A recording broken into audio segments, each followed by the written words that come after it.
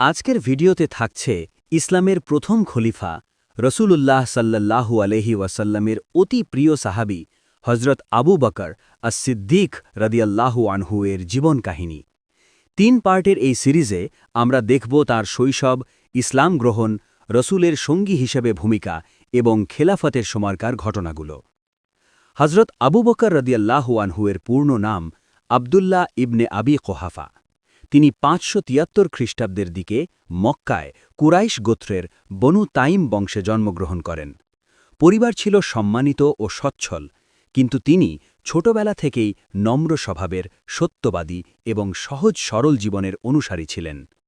তখনকার সমাজে মদ, জুয়া, মূর্তিপূজা খুবই সাধারণ ব্যাপার হলেও আবু বকর রাদিয়াল্লাহু আনহু এসব থেকে দূরে থাকতেন। তিনি বুদ্ধিমান, শান্ত এবং সমাজে ভরসাযোগ্য লোক হিসাবে পরিচিত ছিলেন। যৌবনে তিনি ব্যবসায় নামেন এবং খুব অল্প সময়ে সৎ ব্যবসায়ী হিসাবে খ্যাতি অর্জন করেন। প্রত্যেকেই জানত আবু বকরের সঙ্গে লেনদেন মানে প্রতারণাহীন, পরিষ্কার হিসাব। এই জন্যই মক্কার অনেক বড় লোকও তার পরামর্শ নিতেন। তার চরিত্র এতটাই পরিষ্কার ছিল যে ইসলামের আগে থেকেই মানুষ তাকে সম্মান করত, আর এটাই পরবর্তীতে ইসলামের দাওয়াত ছড়াতে বড় ভূমিকা রাখে। রসূলুল্লাহ সাল্লাল্লাহু আলাইহি ওয়াসাল্লাম নবুয়াত পাওয়ার পর গোপনে যাদের ইসলাম গ্রহণের দাওয়াত দেন তাদের অন্যতম ছিলেন আবু বকর রাদিয়াল্লাহু আনহু। তিনি নবীর কথা শুনেই কোনো দ্বিধা না করে সাথে সাথে বলেন, আমি সাক্ষ্য দিচ্ছি আপনি আল্লাহর সত্য রসূল।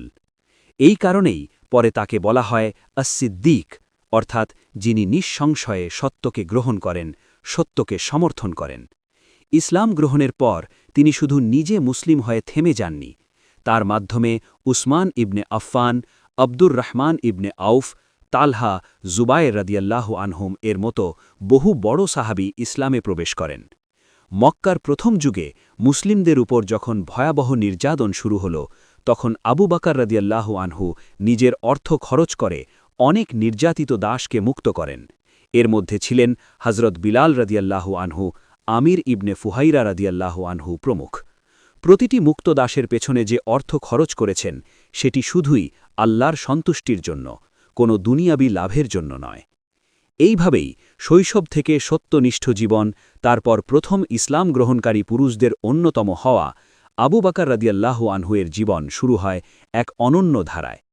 পরের পার্টে থাকবে রাসূল সাল্লাল্লাহু আলাইহি ওয়াসাল্লামের সবচেয়ে ঘনিষ্ঠ সঙ্গী হিসাবে তার ভূমিকা এবং হিজরতের অবিশ্বাস্য ঘটনা।